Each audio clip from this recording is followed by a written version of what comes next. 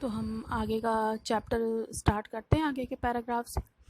दुर्घटनाओं में अथवा अस्त्र शस्त्र के वार से फट गई आंतों के दो किनारों को एक दूसरे से जोड़ने के लिए सुश्रुत ने एक विलक्षण तकनीक खोज निकाली थी कि अगर किसी व्यक्ति का एक्सीडेंट हो गया है, गहरी चोट लग गई है, पेट के आंतों में भी चोट आई है और फट गए हैं, तो उनको कैसे जोड़ा जाए, उनको कैसे सिला जाए। तो इसके लिए भी उन्होंने एक बहुत ही विलक्षण, एक बहुत ही अद्भुत तकनीक खोज निकाली थी। इसके लिए वो एक किस्म के चींटों का उपयोग किया करते थे। फटी हुई आंतों के दो किनारों को साथ मिलाकर उस पर चींटे छोड़ दिए जाते थे। वे चींटे अपने दांतों से उस पर चिपक जाते जिससे फटी हुई आंत के दो किनारे आपस में मिल जाते। तो इस प्रकार से वो आंतों को जोड़ने के लिए चींटों का प्रयोग करते थे, एक विशेष प्रकार का। अगर आप भी देखेंगे किसी बड़े चींटे को, अगर आप किसी हल्की सी चीज़ से उसके मुंह को दबाएंगे तो उसके जो आगे के दांत होते हैं निकले हुए, वो उससे उसको बहुत कस के वो पकड़ लेते हैं। तो ऐसा ही उन्होंने किया था आंतों को जोड़ने के लिए भी। वो आंतों को चींटे जो है अपने दांतों से कस के वो पकड़ लिया करते थे। अब चींटों का जो शेष भाग था उनको काट के अलग कर दिया जाता था और उदर के बाहरी ऊतकों और त्वचा पर टाँके कस दिए जाते थे। तो आंतों को चींटों के दांतों के द्वारा जोड़ने के बाद जो ऊतक हैं, जो मसल्स हैं या बाहरी त्वचा है, उनको फिर टाँके लगाकर बंद कर दिया जाता था उस घाव को। कुछ ही दिनों में आंत का घाव भर जाता। साथ ही चींटों का सिर भी ऊतकों में अपने आप घुल मिल जाता था। तो अंदर के जो स्टिच है, जिनको इस समय अभी डॉक्टर से स्टिच लगा के उसको बंद करते हैं, तो पहले के समय में चींटों से उनको सिया जाता था और फिर वो जो उनके मुंह हुआ करते थे चींटों के, वो अपने आप डिज़ोल्व हो जाते थे, वो घुल जाते थे। आजकल शल्य चिकित्सा शरीर के भीतरी अंगों के टाँके लगाने के लिए भेड़ की आंत से बने धागों का उपयोग करते हैं। तो इस समय जब अगर प्रेजेंट टाइम में जो भी स्टिच होती है या जो भी ऑपरेशन हुआ करते हैं, अगर हाथ में आपके चोट लगी है तो उसको सिलने के लिए भेड़ की आंतों से ही धागे बनाए जाते थे। और ये धागे भी अंदर की स्टिचों में क्या होते हैं, डिज़ोल्व हो जाते हैं और फिर वो घुल मिल जाते हैं। फिर बाहर के टाँके जब सूखने का टाइम आता है तो उनको फिर निकाल देते हैं। या कुछ ऐसे भी स्टिच होते हैं बाहर की स्किन के लिए भी कि वो भी अपने आप डिज़ोल्व हो जाते हैं, उनको भी कट करके निकालने की आवश्यकता नहीं पड़ती। तो इस तरह से भेड़ की आंतों से धागे बनाकर स्टिचेस किए जाते हैं। उद्देश्य यह रहता है कि टाँके भीतर ही भीतर घुल जाएं, जिससे टाँके निकालने के लिए कम से कम शरीर का वह भाग दोबारा ना खोलना पड़े। क्योंकि दोबारा खोलेंगे, फिर से स्टिच लगाओ, फिर से टाँके लगाओ, फिर से पट्टी बांधो और फिर बार बार ऐसा करने से मरीज़ को कितनी तकलीफ़ होगी। तो ऐसा ना हो, अंदर के स्टिचेस अपने आप अंदर अंदर ही घुल जाएं और बाहर के स्टिचों को वो कट करके वो निकाल देते हैं, वो इसी होता है। सुश्रुत संहिता में शल्य चिकित्सा के लगभग हर महत्वपूर्ण पहलू पर विस्तृत जानकारी दी गई है। जैसे ऑपरेशन के बाद क्या क्या सावधानी बरतनी चाहिए, रोगी का आहार कैसा होना चाहिए, घाव भर जाए इसके लिए कौन सी औषधियाँ देनी चाहिए। तो ये बहुत ही मेन पॉइंट होता है, क्योंकि ऑपरेशन तो हो जाता है, डॉक्टर सफलतापूर्वक किसी भी ऑपरेशन को कर देते हैं, लेकिन अगर सही देखभाल रोगी की नहीं की जा रही है, पेशेंट की नहीं की जा रही है, तो जो उनके घाव हैं, स्टिचेस हैं, कभी कभी देखने में आता है वो पक जाते हैं, पस भर जाते हैं, या सही आहार उनको नहीं दिया तो जिससे काफ़ी तकलीफ़ हो सकती है। और मेडिसिन भी बहुत ही ज़रूरी होती है, जिसको लेने से जो अंदर के स्टिच हैं, घाव हैं, उनको जल्दी सूखने में सहायता मिलती है। तो इन सारी बातों को भी उन्होंने अपनी संहिता में लिखा है। प्राचीन भारत के चिकित्सकों को औषधि विज्ञान के बारे में भी व्यापक जानकारी थी। तो शल्य चिकित्सा तो विकसित था ही प्राचीन काल में, और औषधि मेडिसिन के क्षेत्र में भी बहुत ज़्यादा व्यापक रूप से उनको जानकारी थी पहले के समय के चिकित्सकों को। उन्होंने बहुत सी जड़ी बूटियों की खोज की थी, साथ ही रसायन भी खोज निकाले थे जो रोगी का दुख दर्द दूर करने के काम में आते थे। तो ये दुख दर्द हो सकता है, जैसे किसी को पेन किलर देना है, अब स्टिच हुए हैं, उसमें अगर हम देखेंगे तो काफ़ी पेन होता है, कई दिन होता है, तो पेन को रिलीफ देने के लिए कई बार मेडिसिन भी लेनी पड़ती हैं। और जो जड़ी बूटियां हैं, जैसे ऑपरेट करना है मरीज़ को, तो ऑपरेशन के पहले एनेस्थीसिया दिया जाता है। इन सब का भी जो है धीरे धीरे खोज किया गया। शल्य क्रिया के दौरान रोगी को कष्ट न हो, इसके लिए कुछ ऐसी सक्षम जड़ी बूटियां भी खोज निकाली गई थी जिनके देने से रोगी गहरी नींद में सो जाता था। तो जब वो गहरी नींद में सो जाता था उसका भली प्रकार से ऑपरेशन हो किया जा सकता था, क्योंकि देखा गया है बहुत पहले के समय में जब इन सारी जड़ी बूटियों की खोज नहीं हो पाई थी तो मरीज़ों का ऑपरेशन ऐसे ही किया करते थे, वो बिना एनेस्थीसिया के ही, और बहुत ही कष्ट में और बहुत ही तकलीफ़ में पेशेंट रहा करता था। कभी कभी ज़्यादा दर्द ना सह पाने की वजह से मृत्यु भी हो जाती थी। तो धीरे धीरे करके इन सब की भी खोज की गई और मरीज़ को बेहोश करके फिर उसका ऑपरेट किया जाने लगा था। मानव शरीर के भीतरी अंगों की जानकारी प्राप्त करने के लिए सुश्रुत ने एक अनूठी विधि खोज निकाली थी। मृत शरीर को पहले किसी वजनदार वस्तु के साथ बांधकर किसी छोटी सी नहर में डाल दिया जाता था। तो ऊपरी त्वचा की संरचना, उसका ऑपरेशन, उसका चीर फाड़ करना तो आसान है, लेकिन शरीर की बनावट कैसी है, कैसे शिक्षा छात्रों को जानकारी दी जाए, कैसे बताया जाए शरीर के अंगों के बारे में, क्योंकि अगर हमें जानकारी नहीं होगी अंगों के विषय में तो किस प्रकार से डॉक्टर जो है किसी पेशेंट का इलाज करेगा। तो ये कैसी संरचना है, इसको जानने के लिए वो किसी मृत शरीर को किसी वजनदार बहुत भारी चीज़ों से वो बांध कर नहर में डुबो दिया करते थे। फिर एक सप्ताह बाद जब बाहरी त्वचा औरों तक फूल जाते थे तब झाड़ियों और लताओं से बने ब्रश की सहायता से उसको जो है साफ़ कर लिया जाता था, स्किन को निकाल लिया जाता था।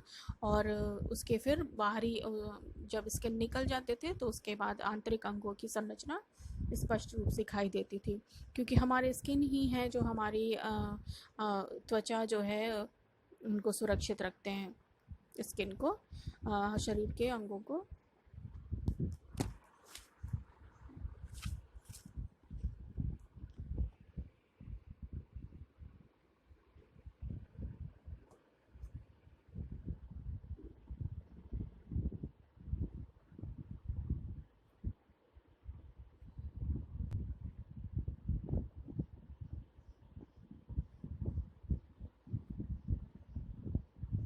तो शरीर के अंगों को वो सुरक्षित रखते हैं। सुश्रुत बड़े शल्य चिकित्सक तो थे ही, साथ ही साथ वो एक बहुत ही अच्छे गुरु भी थे। तो हम देखते हैं कि गुरु होना एक अपने आप में एक बहुत ही गर्व की बात है।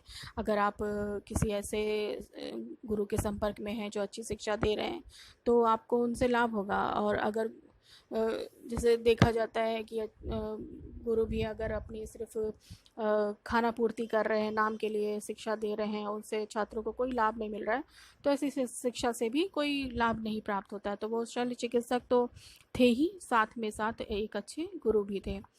शल्य कला का प्रारंभिक प्रशिक्षण देने के लिए वे अपने शिष्यों को कंदमूल, फल फूल, पेड़ पौधों की लताओं, पानी से भरी मशकों और चिकनी मिट्टी के ढांचों और मलमल से बने मानव पुतलों पर दिनों दिन अभ्यास करवाते थे। तो शुरू में जब किसी को प्रशिक्षण देना है, सिखाना है, तो तुरंत ही तो किसी पेशेंट को लाके नहीं खड़ा कर देंगे कि लो भाई इसका इलाज करो। और अधूरी जानकारी, जानते ही सब अधूरा ज्ञान विनाश का कारण होता है। तो उस समय जो है शिक्षा देने के लिए अपने छात्रों को वो फलों का प्रयोग किया करते थे। कभी भी मलमल के कपड़े से बने हुए मानव पुतले, मतलब ऐसा पुतले हुआ करते थे जो बिल्कुल मनुष्य की तरह दिखते हो, हाथ पैर आँख नाक कान हो उनमें, तो इनको दिया करते थे वो अभ्यास करने के लिए। चीरा कैसे लगाना है और उसे कितना लंबा कितना गहरा रखना है, इसका अभ्यास प्राप्त करने के लिए शिष्यों को ककड़ी, करेला, तरबूज जैसे फलों और सब्जियों पर कई कई दिनों तक अभ्यास करना पड़ता था। तो ये जो ककड़ी है, ये तरबूज है, ये ऐसे फल हैं, इन पर अगर छुरे से हम कट करेंगे या कुछ काटने की का प्रयास करेंगे तो ये ऐसी सब्जियां जो बहुत ही आराम से इजीली कट जाएंगी। तो इसलिए अभ्यास करने के लिए, प्रैक्टिस करने के लिए, हो सकता है इस तरह की वो सब्जियों को देते होंगे। किसी घाव की गहराई कैसे पहचानें और उसे भरने के लिए क्या क्या तकनीक अपनाएं, इसका प्रशिक्षण दीमक खाई लकड़ी के द्वारा दिया जाता था। कभी कभी कुछ घाव ऐसे होते हैं जो ऊपर से बिल्कुल पता नहीं चलते, क्योंकि उस समय अल्ट्रासाउंड और एक्सरे मशीन आदि का प्रयोग नहीं था, विकास नहीं हुआ था, प्रचलन नहीं था, या हो सकता है कोई ऐसी सुविधा नहीं रही होगी। तो कैसे हम जाने कि अंदर का घाव कैसा है, तो इसको सिखाने के लिए वो दीमक लगी हुई लकड़ी का प्रयोग करते थे। क्योंकि दीमक लगी हुई लकड़ी को जब आप देखेंगे तो वो ऊपर से तो बिल्कुल साफ दिखाई देता है, लगता है कि बिल्कुल लकड़ी सही है, लेकिन जब थोड़ा सा हम उसको हटा कर देखेंगे, चीर कर देखेंगे, तो अंदर बिल्कुल पूरा ही खोखला होता है। तो वो भी वो अच्छे प्रकार सिखाया उन्होंने कि कितना घाव अंदर गहरा है, इसको कैसे पहचाने। तो इसके लिए वो दीमक वाली लकड़ी का प्रयोग किया करते थे, जिससे कि शिक्षार्थी रुग्ण शरीर की स्थिति का सही अंदाज़ा लगा सके। अभ्यास के दौरान कमल के फूल की जो डंडी होती है, शिरा होती है, रक्तवाहिनी बन जाती है, मतलब शिरा बन जाती है। जो डंडियाँ होती हैं कमल की, वो बिल्कुल रक्तवाहिनी की तरह होती है, हमारे नसों की तरह होती हैं, पतली लंबी, उनमें भी सुराख होते हैं। तो नसों की पहचान कराने के लिए, उसका अभ्यास कराने के लिए फिर वो कमल की डंडी का प्रयोग करते थे, जिससे शिष्य को सुई द्वारा बेधना पड़ता था। इसी तरह टाँका लगाने का प्रशिक्षण तरह तरह के कपड़ों और चमड़े पर दिया जाता था। किस प्रकार से स्टिच लगाना है, इस क्योंकि हमारे शरीर की बनावट और हमारी स्किन हर जगह अलग अलग तरह की, अलग अलग शरीर की बनावट है। जैसे हाथ और पैर तो सीधे सीधे शरीर के अंग हैं, लेकिन कुछ घुमावदार हैं, जैसे घुटने हैं, कूल्हे हैं, तो या बगल का क्षेत्र है। तो ये सब में किस तरह से स्टिच लगाएंगे, तो इन सब के लिए भी वो अलग अलग तरह के कपड़ों का, कभी चमड़े का, खुरदुरे चमड़े का प्रयोग किया करते थे। तो खुरदुरे चमड़े का वो प्रयोग किया करते थे स्किन पर से बालों को हटाने के लिए।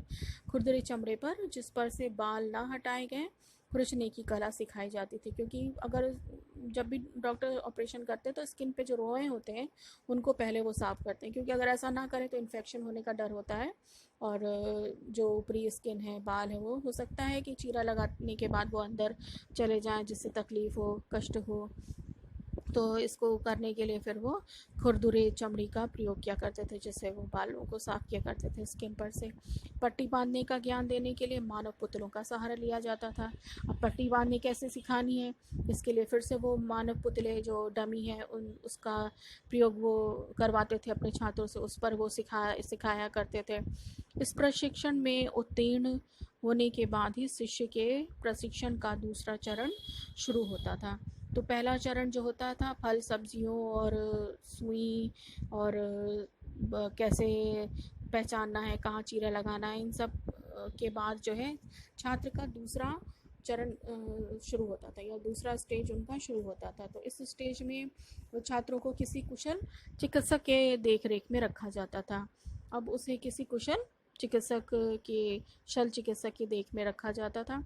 वो तरह तरह की शल्य क्रियाएँ देखता और उनसे सीखता था। तो जो भी छात्र हुआ करता था, जब किसी अच्छे डॉक्टर के संपर्क में होगा तो वो उनको देखा करेगा, ऑब्ज़र्व करेगा, किस तरह से वो मरीज़ से बातें करते हैं, कैसे ऑपरेशन करते हैं, किस प्रकार चीरा लगाते हैं। तो वो उनको देख देख कर वो छात्र जो है सीखा करता था। फिर कुछ समय बाद जब वो पूरी तरह परिपक्व हो जाता, तब उसे गुरु की देखरेख में स्वयं ऑपरेशन करने की अनुमति दी जाती। तो सीखने के बाद भी ऐसा नहीं हुआ करता था कि ऑपरेशन करने के लिए दे दिया जाता था, जाओ ऑपरेशन रूम में जाओ, थिएटर में जाओ, ऑपरेशन थिएटर में और जाके ऑपरेशन करो। वो भी जो है किसी गुरु के ही निरीक्षण में वो करवाया जाता था, जिससे कहीं अगर जो छात्र कुछ भयभीत हुआ, क्योंकि ऑपरेशन ऐसी चीज़ है कि कभी कभी लोग जो है खून को देख के और शरीर के अंगों को देखकर थोड़े से विचलित हो जाते हैं, घबरा जाते हैं। तो ऐसी स्थिति में अगर गुरु साथ में रहे तो उसका मनोबल भी बढ़ता